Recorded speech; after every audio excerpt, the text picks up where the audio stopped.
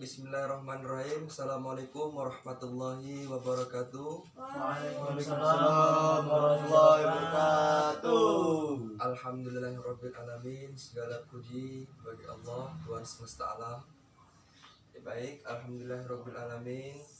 Pada anak-anak sekalian, khususnya pagi hari ini kita semua masih diberikan kenikmatan serta kesempatan, yakni untuk melaksanakan belajar mengajar khususnya. Sholawat beriringkan dengan salam, tak lupa selalu kita sanjung agungkan kepada baginda kita Nabi besar Muhammad SAW, yang insya Allah kita selaku umatnya ataupun pengikutnya mendapatkan syafaatnya kelak di yaumul qiyamah nanti. Amin ya rabbal alamin. Sebelumnya di sini Bapak ingin mengabsen terlebih dahulu kepada anak-anak sekalian, ya. Dimas Khairuda Musti, Hadir Pak. Muhammad Al Haidar, Hadir Pak. Putri Eka Vitora, Hadir Pak. Salamah Indah, Hadir.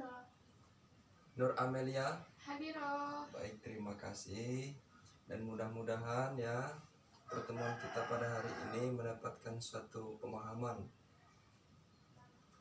Pada pagi hari ini kita akan membahas berkenaan dengan memahami ilmu kalam, baik fungsi dan peran dalam kehidupan. Sebelumnya Bapak ingin mengetahui sampai di mana wawasan pada para anak-anak sekalian, khususnya dalam memahami ilmu kalam. Sebelumnya, siapa yang tahu ilmu kalam itu apa? Saya Pak. Ilmu kalam itu ilmu yang membahas berbagai masalah ketuhanan Pak, dengan menggunakan dasar-dasar nakliyah maupun argumentasi rasional Pak. Terima kasih kepada Haidar ya. Kemudian ada yang tahu lagi? Ya, Pak. Di sini juga ilmu kalam itu membahas tentang wujudnya Allah, kemudian sifat-sifatnya, kemudian sifat mustahil, sifat yang wajib ada pada Allah, kemudian sifat jaiznya itu Pak. Terima kasih kepada saudara Dimas. Kemudian ada lagi? Bagaimana, ada lagi? Cukup Pak. Cukup ya. Kita simpulkan bahwasannya memahami ilmu kalam ya. Yang pertama-tama ketika kita ingin menuju kepada fungsi dan peran dalam kehidupan sehari-hari, kita perlu mengetahui ilmu kalam itu apa sih. Maka ilmu kalam banyak yang mengatakan, baik para sufi khususnya ataupun ulama ya, bahwasanya ilmu kalam ini ilmu yang mempelajari berkenaan dengan ketauhidan, yang mana ketauhidan ini mengaku ataupun yakin pada diri seseorang tersebut bahwasannya itu Tuhan itu hanya satu. Dan Tuhan itu ya, yang kita ketahui yang bernama ialah Allah Subhanahu wa taala. Karena di dalam suatu sejarah ya, khususnya ketika Isra Mi'raj, Nabi Muhammad SAW itu pernah ditanyakan khususnya kepada zat yang maha suci, yaitu yang bernama Allah. Nah, dalam dialog tersebut ya, Nabi Muhammad diberikan satu hadiah ataupun apapun yang dimintanya akan diberi oleh zat yang maha suci itu. Akan tetapi Nabi Muhammad SAW ini ia tidak meminta apapun, dan hanya satu yang ingin dia minta khususnya, yakni melihat ataupun satu wujud, yakni wujud dari Allah Subhanahu wa taala.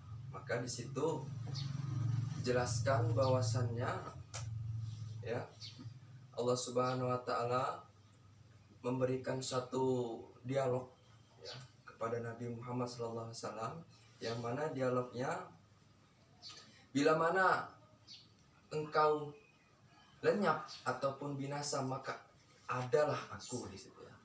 Maka ada Allah Subhanahu wa taala, yang mana memang ini tidak bisa diterima oleh akal pikiran, dan hanya diterima oleh orang-orang yang sudah mengkaji khususnya tasawuf atau ilmu kalam secara mendalam.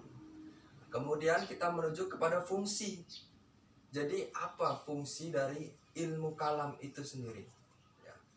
Perlu kita ketahui fungsi dari ilmu kalam ini memiliki fungsi untuk melakukan penolakan terhadap berbagai macam bentuk akidah yang dimana akidah tersebut ya tercampur baur, baik yang baik ataupun buruk, dan juga memiliki sebuah bentuk dari usaha untuk melakukan penghindaran dari berbagai macam bentuk tantangan yang ada untuk melakukan pemberian terhadap penjelasan dari duduk perkara yang ada.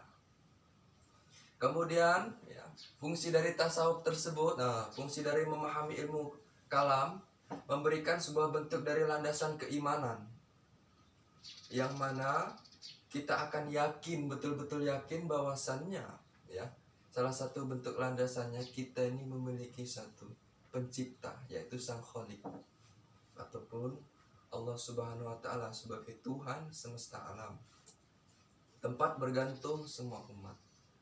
Nah, kemudian salah satu contoh Bapak di sini ingin bertanya sebelum kita masuk kepada peran dalam kehidupan khususnya ilmu kalam. Ada yang tahu contoh ataupun peran dalam kehidupan ilmu kalam itu sendiri apa? Ada yang tahu perannya? Ini Pak, apa namanya, memahami salah satu contoh ilmu kalam itu memahami ayat mustabihat Pak, yang mana yang belum jelas apa artinya. Jadi salah satu kegunaan ilmu kalam itu Pak. Baik, terima kasih. Kemudian ada lagi? Siapa? Ya. Nah, di sini kan tadi dijelaskan oleh Bapak bahwasanya fungsi ilmu kalam ini untuk mematahkan akidah-akidah yang tidak terhubung dengan Allah Subhanahu wa taala. Nah, betul. Nah, jadi ada juga ayat dalam Al-Qur'an itu disebutkan bahwasanya Allah Subhanahu wa taala berfirman yang artinya, aku tidak akan menciptakan jin dan manusia melainkan untuk beribadah kepadaku. Kemudian juga ada juga di sini di surat Al-Ikhlas ayat 1 sampai dengan 4. Qul huwallahu ahad, Allahus samad, lam yalid wa lam yulad wa lam yakul lahu kufuwan ahad. Katakanlah Muhammad, dialah Allah yang Maha Esa. Allah tempat meminta segala sesuatu. Allah tidak beranak dan tidak pula diperanakkan, dan tidak ada sesuatu yang setara dengan Dia. Nah, jadi maksudnya Nabi Muhammad ini suruh mengatakan Allah Maha Esa, itu juga berlaku terhadap umatnya. Bahwasanya umatnya itu Nabi Muhammad ini adalah suri tauladan yang baik bagi umatnya, gitu Pak. Baik, sangat bagus sekali atas jawaban dari saudara Dimas ya. Dalam peran ya, peran kehidupan khususnya kita saat ini ya, kita tidak pernah lepas yang mana salah satu bentuk ujian yang memang akan dihadapi khususnya seluruh umat manusia ataupun cucu dari Nabi Adam itu sendiri. Karena di dalam Al-Quran khususnya itu ayat keempat Quran surat Al-Balad, laqad khalaqnal insana fi kabad. Sungguh manusia kami ciptakan untuk diuji dengan susah payah. Oleh sebab itu, dalam kaitannya ilmu kalam ini sangat berhubungan bagi khususnya manusia yang sudah mempelajari ataupun memahami dari ilmu kalam itu sendiri. Maka tatkala manusia itu menerima ujian, baik ujian itu sulit ya, sesulit apapun, maka dia mengerti bahwasannya ini adalah satu ujian yang Allah berikan khususnya kepada kami, dan kami harus menerima dan melaksanakannya dengan lapang dada dan ikhlas. Maka disitulah kita mencontohkan ataupun mengikuti satu bentuk sunnah ataupun suri tauladan kita, yaitu Nabi Muhammad SAW. Kemudian dalam peran ya kehidupan khususnya ada beberapa yang perlu kita ketahui. Yang pertama yakni peran dalam kehidupan memberikan arahan dan petunjuk kepada orang-orang yang membutuhkan nasihat khususnya ketika Islam bersinggungan dengan teologi agama lain dalam masyarakat yang heterogen. Ya.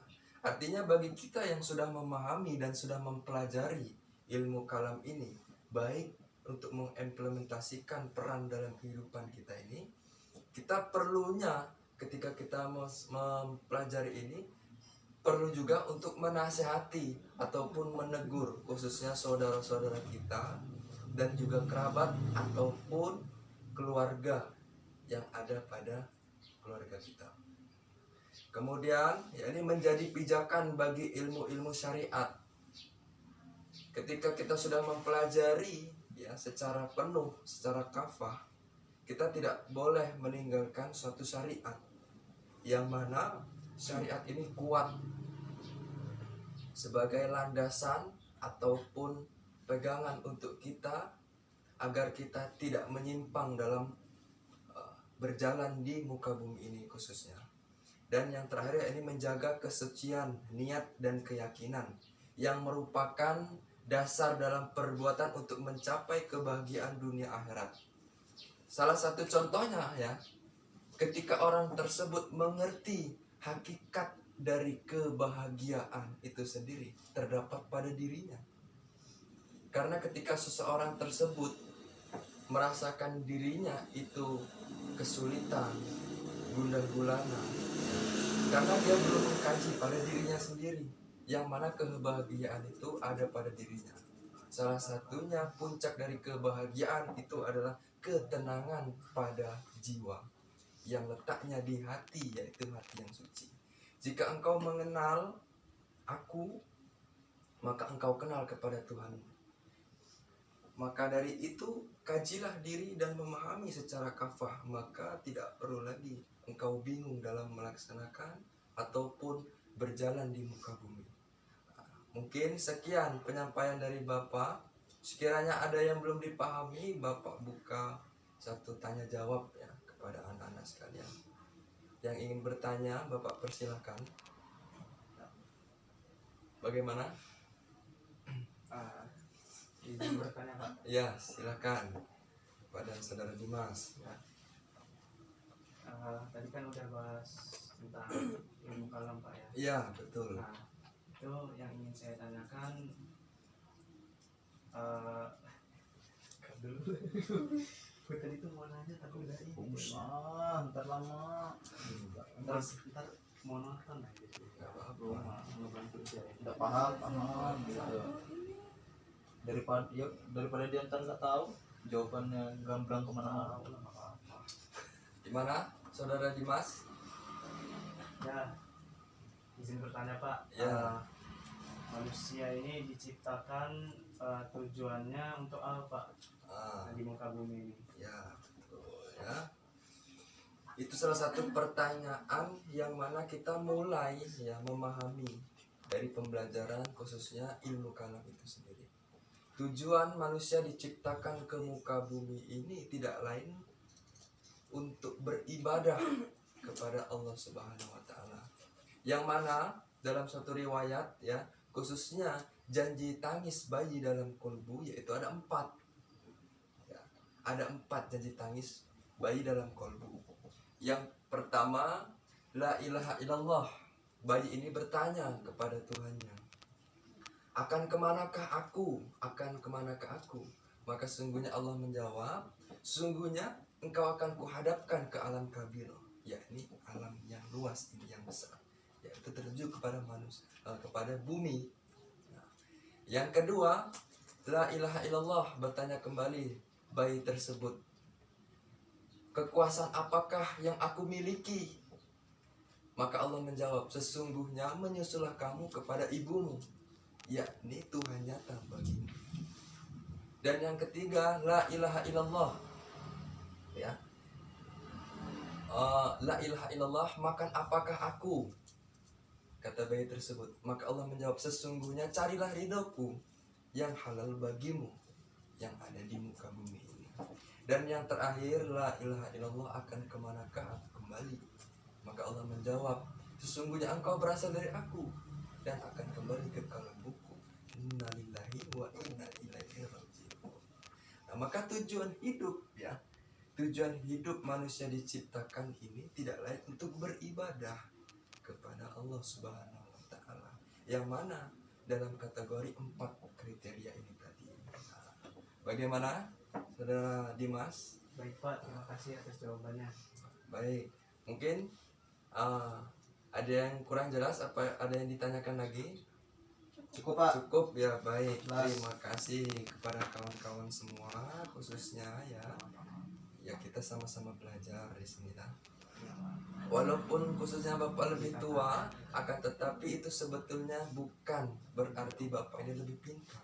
Hanya saja lebih dulu menemukan atau mempelajari, khususnya dari pemahaman ataupun pembelajaran kita pada hari ini. Dan ketika Bapak menyampaikan pun kita sama-sama untuk saling belajar dan saling mengingatkan. Nah, sekian ya pembelajaran pada hari ini ya, mudah-mudahan apa yang telah Bapak sampaikan dapat dipahami dan dapat diaplikasikan dalam kehidupan sehari-hari. Baik, Bapak mohon maaf bila mana ada ucapan ataupun perilaku yang kurang berkenan kepada Allah. Bapak mohon ampun dan Bapak akhiri. Assalamualaikum warahmatullahi wabarakatuh. Waalaikumsalam warahmatullahi wabarakatuh. Emang ada di rekam tak? Dia juga.